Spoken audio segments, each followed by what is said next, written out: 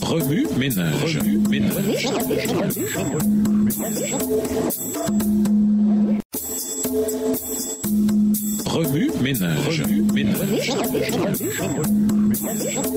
Bienvenue à votre émission Remue ménage. Nous voilà à la leçon 4, la traversée du Jourdain. Nous vous invitons à lire les chapitres 3 et 4 du livre de Josué. Introduire un fleuve en crue. Lorsque les Israélites se préparaient à traverser le Jourdain, ils se posèrent probablement des questions. Pourquoi ici? Pourquoi maintenant? Avec un peu d'organisation, ils auraient pu éviter la difficulté de traverser un fleuve en crue. En termes d'altitude, le Jourdain est le fleuve le plus bas du monde. Son cours inférieur commence à l'extrémité sud de la mer de la Galilée, à près de 213 mètres au-dessous du niveau de la mer. L'eau s'écoule vers le sud sur environ 120 km avant d'atteindre la mer Morte, celle-ci se trouvant à 430 mètres au-dessous du niveau de la mer. L'eau qui coule dans la mer Morte n'en sort que par évaporation, ce qui contribue à sa concentration notoirement élevée en sel. Les Israélites traversèrent le Jourdain en face de la ville de Jéricho, Josué 3, verset 16, qui n'est située qu'à environ 18 km au nord de la mer Morte. Théoriquement, les Israélites auraient pu éviter de traverser ce fleuve en envahissant Canaan par le sud plutôt que par l'est. Pendant la saison plus sèche de l'année, il n'est pas très difficile de traverser le Jourdain à pied. À l'époque moderne, la profondeur du fleuve n'est que de 0,5 à 3 mètres pendant la plupart des périodes de l'année. En raison du développement industriel, jusqu'à 95% de son débit est aujourd'hui détourné à des fins humaines, ce qui le rend beaucoup plus petit qu'il ne l'était dans l'Antiquité. Mais même au jour biblique, l'Ancien Testament fournit de nombreux exemples de personnes traversant ce fleuve. Juge 8, le verset 4, 1 Samuel 13, le verset 7, 2 Samuel 17, les versets 22 et 24. La traversée pouvait être quelque peu routinière pendant la plupart des périodes de l'année. Cependant, au printemps, lorsque la neige fond dans les montagnes, la montée des eaux peut transformer le Jourdain en torrent, ce qui en rend la traversée plutôt dangereuse. Même lorsque le Jourdain était en crue, il n'était pas impossible de le traverser. Nous savons que 2 espions traversèrent le fleuve juste avant que les Israélites le traversent à leur tour, Josué 2, verset 23, et qu'au jour de David, les soldats entraînés traversèrent le fleuve en crue dans un acte de bravoure, 1 Chroniques 12, verset 15. Cependant, Josué ne déplaça pas les forces spéciales de l'armée. Les prêtres devaient transporter l'arche de l'Alliance et les autres meubles du sanctuaire. Puis des centaines de milliers de familles devaient traverser le fleuve en crue avec leurs enfants et leurs biens. Il aurait été raisonnable d'attendre 1 mois ou 2 que les courants ralentissent et que le niveau de l'eau baisse. Mais à vue humaine, Dieu leur demanda de le traverser au pire moment, celui de la moisson, alors qu'il débordait de toutes ses rives. Josué 3, verset 15. À tous ceux qui se sont vus confier une mission impossible avec des ressources insuffisantes, à tous ceux qui se sont demandé pourquoi ici, pourquoi maintenant, l'histoire de Josué rappelle que Dieu peut tracer un chemin. L'histoire d'Israël traversant le Jourdain montre que Dieu ne conduit pas nécessairement son peuple sur le chemin le plus facile au moment le plus opportun. Au contraire, il permet souvent que nous soyons confrontés à des circonstances difficiles afin que sa puissance puisse se manifester pleinement. Dieu prend plaisir à délivrer son peuple de situations impossibles, ce qui ne pourrait se produire s'il le faisait toujours passer par un chemin facile. Dans chaque épreuve,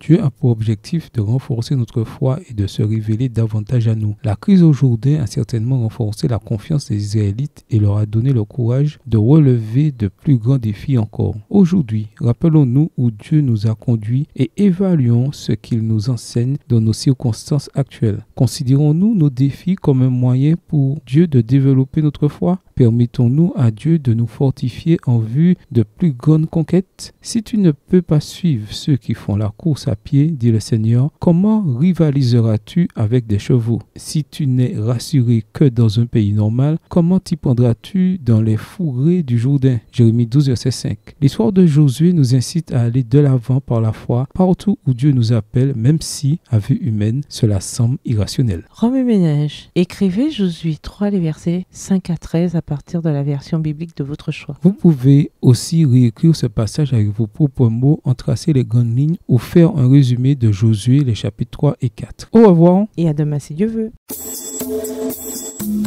Remue ménage.